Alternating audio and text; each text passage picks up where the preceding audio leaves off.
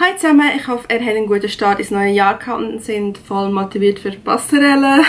Ich habe ein recht langes Video gemacht, wo ich dann in 2 Teile aufgeteilt habe und ich habe recht viel erzählt, aber habe doch nicht so spezifisch auf die einzelnen Fächer eingehen. Wegen dem habe ich jetzt denke, ich mache kürzere Videos, auch spezifisch zu den einzelnen Fächern und gebe euch dann nochmal so meine Tipps, noch ein paar Zusatztipps. Also ich wiederhole mich sicher, auch wenn ihr das längere Video geschaut habt. Aber es ist sicher gleich gut, wenn ich das nochmal erzähle, beziehungsweise detaillierter, mit extra Tipps und so. Falls ihr Fragen habt, könnt ihr mir die gerne unten in den Kommentaren stellen. Ich habe auch zum längeren Video ein paar Kommentare bekommen, Fragen, und habe die gerne beantwortet. Also ich finde es super, wenn ihr irgendetwas wissen wollt, schreibt das einfach. Wie euch der Titel schon sagt, fangen wir mit Deutsch an. Deutsch natürlich besteht aus der schriftlichen Prüfung, wo ein Aufsatz ist, und natürlich der mündlichen Prüfung, wo es um diverse Bücher bzw. auch noch Gedichte geht. Der erste Tipp für den Aufsatz ist natürlich euren Wortschatz erweitern. Das heisst natürlich lesen. Also ich persönlich habe da nicht so ein riesiges Problem gehabt, weil ich lese einfach sehr gerne, also jetzt eigentlich immer. Aber falls ihr euch das nicht gewohnt seid, das hilft sicher. Also wenn ihr noch die extra Zeit habt, ich weiss, ihr seid in der Passerelle und ihr habt keine Zeit dafür, aber falls ihr noch nicht Passerelle macht, es gibt ja Leute, die das schon schauen, also einfach so zur Vorbereitung, würde ich euch definitiv empfehlen, vielleicht mal mit dem Lesen anzufangen, also es hilft sicher. Es hilft auch für die Rechtschreibung, aber ihr dürft während dem Aufsatz einen Duden brauchen, also logischerweise verliert ihr auch ein bisschen Zeit, wenn ihr wirklich dort auch noch extra nachschauen müsst, also hilft es schon auch, wenn eure Rechtschreibung besser ist, aber wir müssen jetzt wegen dem nicht allzu viel Gedanken machen. Das ist so mal der erste Tipp. Der zweite Tipp ist, schaut euch wirklich die Informationen an, die ihr bekommt. Wir haben einen kleinen Überblick bekommen, was muss man in einer Erörterung machen, was in einem Essay. Ihr könnt euch zwischen einem Essay und einer Erörterung entscheiden. Eine Erörterung ist ein bisschen klarer aufgebaut, wobei ihr habt beim Essay auch die Argumentationsketten, wie die funktionieren, werdet ihr anschauen. Ihr bekommt jetzt so ein bisschen Theorie-Sachen, ich würde die wirklich gut anschauen, wenn ihr Fragen habt. Fragt die Lehrperson, für das sind sie da. Ich würde mir auch überlegen, was für euch besser ist. Also ich persönlich habe gerade gemerkt, dass ich lieber ein Essay schreiben will, weil man dort einfach ein bisschen literarischer kann sein und ich das lieber habe. Wobei es ist ja nicht allzu offen. Es ist offener als eine Erörterung, aber wegen dem ist man sich auch nie so sicher, was man jetzt da genau machen kann und was nicht. Mir hat das einfach mehr passt.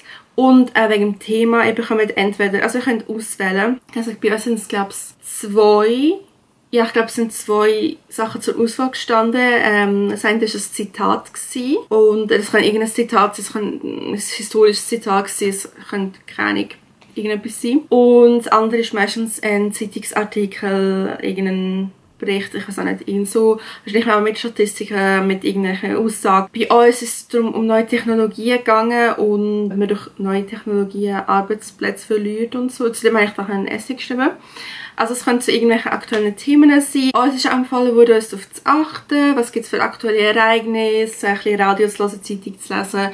Das hilft schon, wenn ihr euch ein bisschen mit so Sachen vertraut machen wollt. Ich persönlich habe das jetzt nicht mehr gemacht als auch so. Also es hilft sicher, wenn ihr Argumente sucht, wenn ihr schon mal irgendetwas gehört habt in den Nachrichten. Das würde ich jetzt nicht unbedingt machen, so kurz vor dem Aufsatz, weil die Aufsatzthemen werden recht früh schon geschrieben. Also es wird nicht irgendwie 2 Wochen vor dem Aufsatz, wenn da jetzt irgendetwas passiert, wird das wahrscheinlich nicht das Thema sein, weil die Themen sind schon fertig festgelegt. Also das würde ich jetzt nicht machen, aber ihr könnt vielleicht mal googlen, so was sind die wichtigsten Ereignisse, die 2017 passiert sind, jetzt 2018 oder so, falls ihr euch in diesem Bereich vorbereiten wollt, könnt ihr das so machen. Schlussendlich, ihr könnt auch ein bisschen abschweifen, beziehungsweise wenn ihr einen Artikel habt, einen Zeitungsartikel, werden euch gewisse Argumente schon geben und ihr könnt auf denen aufbauen. Müsst ihr euch dann nicht so Sorgen machen. Ich finde, bei einem Zitat finde ich es schwerer.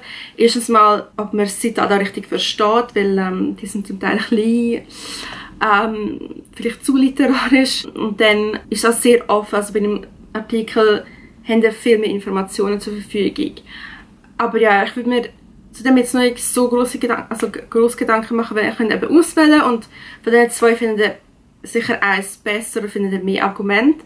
Denn, also ihr habt ja 4 Stunden zur Verfügung. Und am Anfang, was ich persönlich gemacht habe, ich habe mir Argumentationsketten aufgeschrieben. Also das Argument halt einfach, dann erklärt wieso, dann ein Beispiel, dann die Schlussfolgerung. Also die ganze Argumentationskette und ich habe mir die alle aufgeschrieben, die mir in den Sinn kommen. So können wir auch abwägen, welches Thema für euch jetzt wirklich besser ist, wenn ihr mehr Argumente findet oder stärkere Argumente.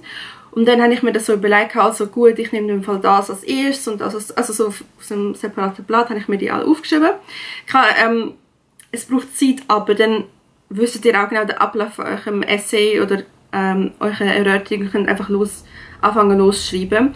Einen Titel würde ich vielleicht am Schluss setzen, einfach weil, ja, es kommt vielleicht auch noch irgendetwas dazwischen, wo euch noch einfällt und dann schreibt ihr etwas anderes. Wenn ihr alles geschrieben habt, dann habt ihr sicher einen besseren Titel, dann fällt euch vielleicht auch gerade ein besserer Titel ein, als wenn ihr euch auf das verstieft. Also dass jetzt einen Titel haben müsst, das müsst ihr nicht. Bei uns ist es auch so, ihr müsst schreiben, was es ist. Ist es ein Essay, ist es eine Erörterung. Nicht vergessen, aber so Formalitäten, über die werden ihr sicher noch im Unterricht reden. Also eben, das habe ich so gemacht, ich habe noch die Einleitung so vorgeschrieben. Ja, also da verliert man schon ein bisschen Zeit, aber vielleicht hilft es, wenn ihr einfach stichwortartig für die Einleitung schreibt, was ihr so ein bisschen schreiben wollt, vielleicht für den Schluss, dass ihr nicht vergesst, wie ihr quasi euren Aufsatz enden wollt. Das ist vielleicht auch noch gut. Sonst eben eher einen Duden, ihr könnt nachschauen, falls euch etwas nicht einfällt. Was auch noch wichtig ist, sind so Verbindungswörter, also nichtsdestotrotz, weshalb, jedoch, etc. etc. Also ihr wisst, was ich meine. Dass ihr diese Wörter braucht, könnt ihr auch vorher schnell nachschauen. Ihr könnt von mir das auch schauen, ob ihr irgendwelche spezielle Fremdwörter oder so findet, die euch gefallen, die ihr einbauen wollt. Also ist vielleicht ein bisschen unnötig, ich weiss nicht, je nachdem wie ihr wollt. Wenn ihr es ein bisschen schöner machen wollt, aber wie schon gesagt, hauptsächlich eher ein gutes Argument, das Sinn macht. Nehmt euch Zeit dafür, dass ihr die schön ausformulieren könnt. Und dann ist das auch gut, aber ihr habt eben 4 Stunden zur Verfügung. Schaut, dass ihr die nutzt. Also es hat viele Leute gegeben, die aufs WC sind, das habe ich nicht gemacht. Ich finde, ja, geht einfach vorher und geht nachher. Also, weil die 5 Minuten bringen euch vielleicht auch noch etwas. Also es ist vielleicht ein bisschen übertrieben. Ich meine, wenn ihr wirklich müht, dann geht bitte. Aber ja, ihr könnt es auch ein bisschen einplanen. Nehmt Snacks mit, nehmt genug zu trinken mit, also dass ihr das übersteht. Und ich glaube, das ist eigentlich so ziemlich alles. Wir haben bei uns einen Probeaufsatz geschrieben, also wirklich zu realen Bedingungen in dem Sinne. Also wir haben 4 Stunden Zeit gehabt und haben es können schreiben und das ist auch korrigiert worden und ich finde das auch super Sache. Dann haben wir auch das Feedback bekommen und wir haben dann auch das besprochen, was ist gut gewesen, was ist nicht gut gewesen und ja, wenn ihr das habt, nutzt das unbedingt und dort alle machen das. Also ist egal, wenn euch ein Aussatz in dem Sinn, wenn ihr das Gefühl habt, es wird mega schlecht, ja, egal, hauptsächlich ihr habt es mal gemacht und ihr könnt auch nur davon profitieren. Also ich würde sagen, das ist das für den Aufsatz. Falls ihr Fragen habt, wie schon gesagt, schreibt die einfach. Also ja, ich wollte auch nicht zu viel davon erzählen, also falls ihr ein spezifisches Problem habt, fragt einfach. Dann kommen wir zu der mündlichen Prüfung. Ich habe da die 3 Bücher, die ich hatte und ich habe auch Aufsätze gehabt, aber dann ich in irgendeinen Ordner. Natürlich der erste Tipp, das habe ich im langen Video 20 Mal gesagt, aber es hilft wirklich, wenn ihr im Unterricht seid, wenn ihr im Unterricht mitmacht, wenn ihr eben Fragen stellt oder halt einfach, ja, wenn ihr euch vorbereitet, meistens heisst es irgendwie, ich kann es auch nicht lesen, der erste Teil von dem und dem Buch, macht das. Was ich auch gemacht habe, ich habe mir gewisse Sachen angestrichen, jetzt mit Bleistift, ihr seht es wahrscheinlich nicht so gut. Was ich ein bisschen wichtig gefunden habe, ja, also je nach Verlag gibt es auch ein paar Definitionen und so, die auf der Seite stehen, das ist recht praktisch. Ich habe mir zum Teil auch Sachen aufgeschrieben, bzw. markiert, die wir im Unterricht angeschaut haben. Denn ja, es gibt meistens einen Anhang, es gibt meistens auch so wie Erklärungen. Ja, das ist eigentlich auch praktisch, falls ihr was nicht versteht, weil die Bücher sind meistens älter. Eben wegen der Textstellen, die ihr im Unterricht anschaut. Also bei mir ist es wirklich so gewesen, ich habe eine Textstelle nachher bekommen, wo wir wirklich so im Unterricht behandelt haben. Und klar, ich habe jetzt nicht mehr alles auswendig gewusst, aber es hat auf jeden Fall geholfen, dass ich dann dort war, dass ich mir Sachen aufgeschrieben habe, dass ich mir dazu etwas überlegt habe. Und wegen dem würde ich ja schauen, dass ihr auch dort sind. Sonst zu den Büchern, ich meine, ich habe die 3 Mal gelesen, glaube ich. Ja, also ich meine, ich hatte zum Beispiel Nora von Henrik Ibsen und das habe ich schon in der WMS gehabt. Ich habe die WMS gemacht, also ich habe die kaufmännische Berufsmatur, falls ihr euch das gefragt habt. Und ich habe das also schon mal in der Schule gehabt. Das sind gewisse Leute auch schon in der Schule gehabt.